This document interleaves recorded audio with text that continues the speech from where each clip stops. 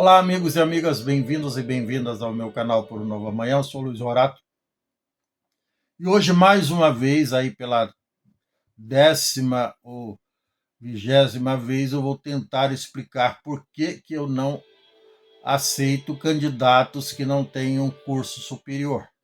É simples. Por exemplo, para o cara ser vereador, ser deputado estadual, ser deputado federal, ser senador, ele tem que entender de leis. Então, no mínimo, o cara tem que ter um curso do direito ou um curso assemelhado. Porque é difícil entender leis. Leis são resultados de estudo que, de certa forma, expressam a vontade popular de maneira técnica dentro dos princípios do direito universal, respeitando a Carta dos Direitos Humanos, respeitando a Constituição. Então, evidentemente, a grande maioria dos brasileiros, independentemente do grau de estudo, teoricamente entendem de leis de direitos, mas entendem dentro daquele universo que lhes envolve diretamente, mas não necessariamente conhecem a lei como um todo. Isso é papel do magistrado, que invariavelmente é formado em direito. Ou seja, o cara, para ser juiz, para ser conselheiro do Tribunal de Contas, para ser aí desembargador, para ser ministro do Supremo Tribunal Federal, para ser ministro do Tribunal de Contas, para ser ministro do Superior Tribunal de Justiça, ele tem que ter, no mínimo, a formação em direito, ele tem que entender de leis, e de entender de forma profunda, assim como o médico, para poder fazer cirurgia, ou pura e simplesmente para atender os seus pacientes num postinho de saúde, como médico generalista ou como é, médico clínico geral, como queiram, ele também tem que ter feito curso de medicina, que dura 5 anos. Tem que estudar o dia inteiro o cara que faz medicina. E o cara que faz medicina, além de estudar 5 anos, ele ainda tem que cumprir mais 2 anos de residência no hospital, que é o estágio, para ele ficar bem habilitado para cuidar da vida das pessoas. O advogado, por exemplo, para advogar, ele tem que estudar 5 anos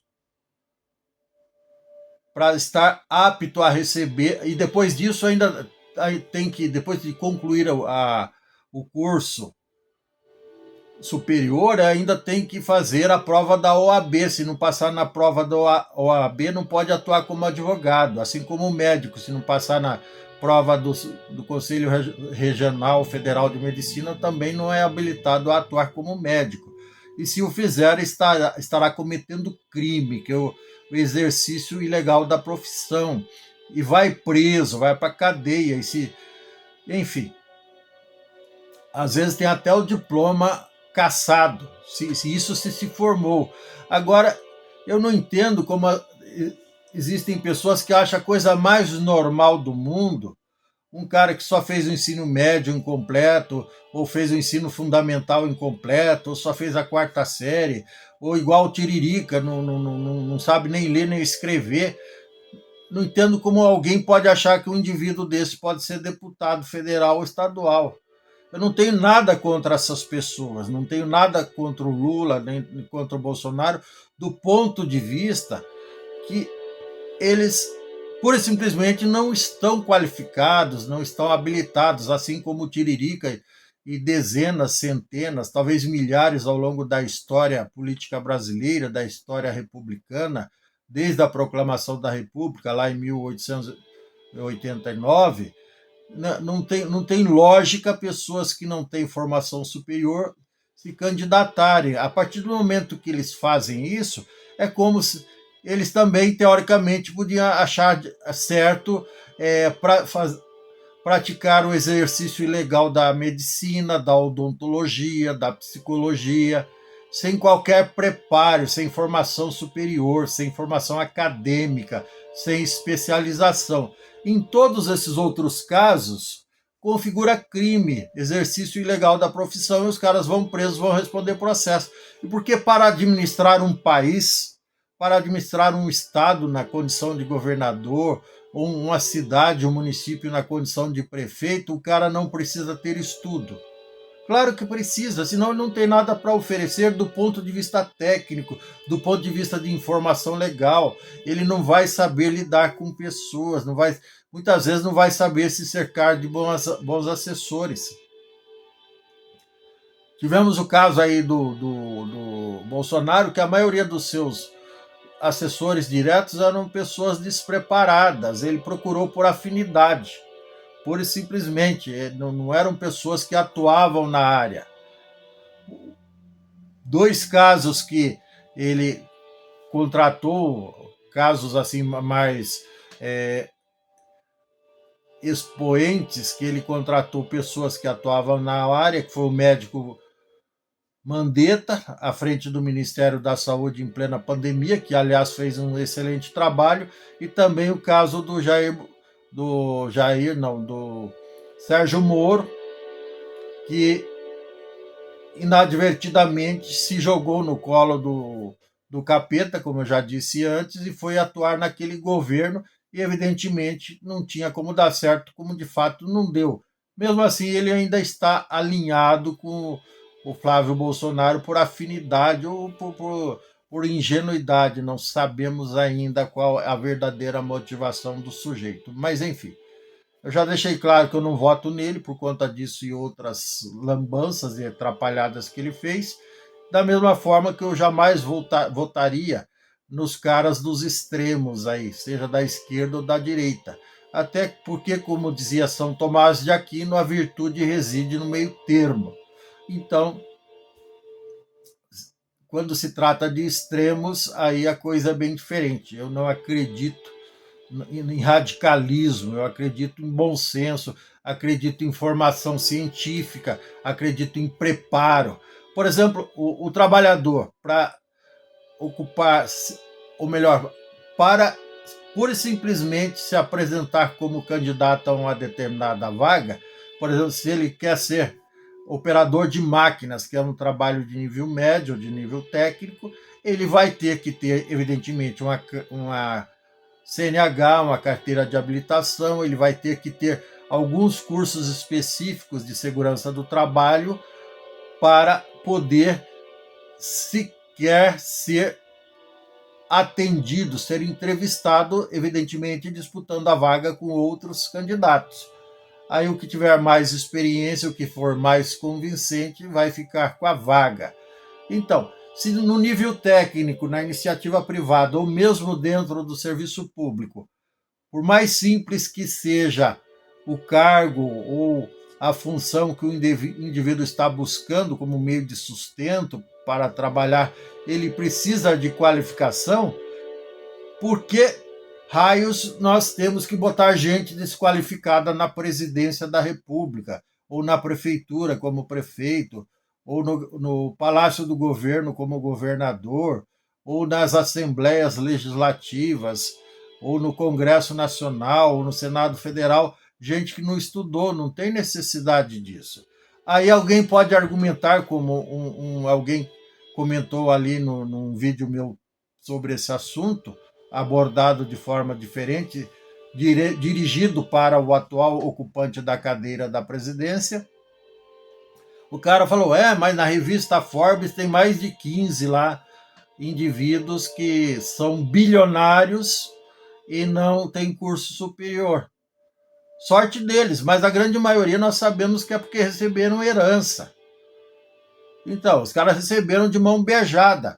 Ninguém precisa de curso superior para ganhar na Mega Sena sozinho, igual teve um ganhador aqui de Curitiba a semana passada que ganhou 127 milhões. Aí se o cara vai fazer bom uso ou mau uso do dinheiro, é problema dele, ele não está prejudicando ninguém, ele ganhou. Ele não iludiu pessoas para levar 127 milhões. Então é fácil de entender, ele não precisou enganar ninguém, ele teve sorte, jogou lá 6 números, acertou e levou 127 milhões para casa. Mas até ele, não sei, não conheço a pessoa, mas muita gente que também não estudou e que ganhou milhões na loteria ao longo da história, até gravei um vídeo especificamente sobre esse assunto, acabaram perdendo tudo justamente porque não entendia nada de contabilidade, de economia, de direito, acabaram sendo iludidas, e teve casos tristes e emblemáticos que o indivíduo, além de perder todos os milhões que ganhou, justamente por falta de informação e de preparo, de conhecimento, perderam tudo e ficaram endividados, e teve uns casos que os caras, depois de serem milionários, foram presos porque não conseguiram pagar dívidas. Olha só o quanto o estudo faz falta. Eu não condeno ninguém que não tem estudo, jamais faria isso. Familiares meus, nossos ancestrais, a grande maioria, se nós fizermos uma retrospectiva das gerações passadas que nos trouxeram até aqui, 99%, ou menos, talvez 90%, não tiveram o privilégio de fazer curso superior. E essa é a história da humanidade. Na verdade, 99% das pessoas que viveram antes de nós não tiveram o privilégio de fazer curso superior. E seguramente de 30%, 40%, a 50% morreram analfabetas. Mas nenhum deles se achou no direito de se candidatar a cargo público, de presidente, de governador. A partir do momento que um indivíduo despreparado se candidata, ele está insultando a nossa inteligência. É como eu disse antes, é como se o cara quisesse ser advogado, engenheiro, economista, contador, sem ter o curso específico da área.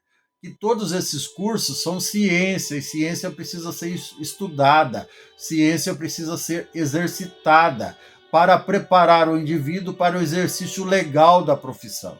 E o administrador público, ele também tem que ter conhecimento técnico, tem que ter conhecimento de gestão. Por exemplo, eu que fiz administração de empresas e contabilidade, nós tínhamos dentro do curso de administração, nós temos, e quem estuda hoje tem,